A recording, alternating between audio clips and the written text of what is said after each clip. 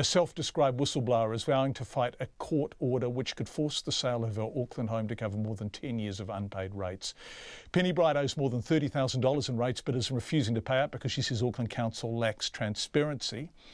Our reporter, Nita Blake-Person, went to find Ms Bright today.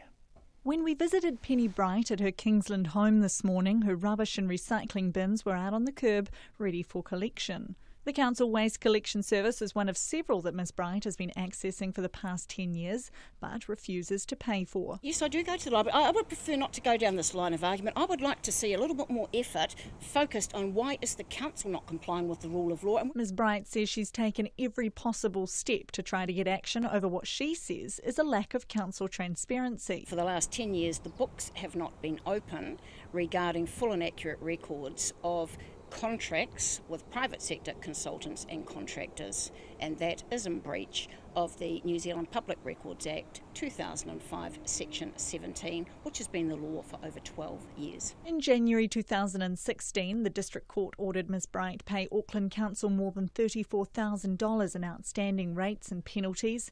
After an unsuccessful appeal, the council was awarded total costs of more than $20,000. The council now wants to force the sale of Ms Bright's inner city home to recover the costs, but she is adamant that won't happen. If anyone thinks it's fun putting your freehold home on the line, I can tell you it is not. And this is the third time I've been through this exercise, and what gets me is that Auckland Council is the biggest council in Australasia, and I've effectively been having a one woman rates revolt against the biggest council in Australasia, because my simple way of putting it is, if you're not going to tell me exactly where my rates monies are being spent, I'm not giving you rates monies. But Auckland Councillor Dick Quack says he doesn't think there is a lack of transparency through the council, and Ms Bright should pay her rates like every other Aucklander. You have the right to protest, but there are consequences for that.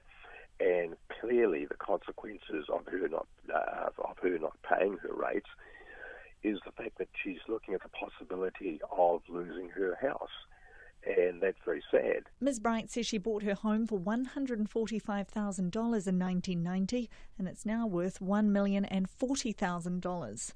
The council's acting Chief Financial Officer Matthew Walker said taking action to recover rates was a last resort. If the sale does go ahead, the remainder of the proceeds from the sale would be released to Ms Bright through the public trust.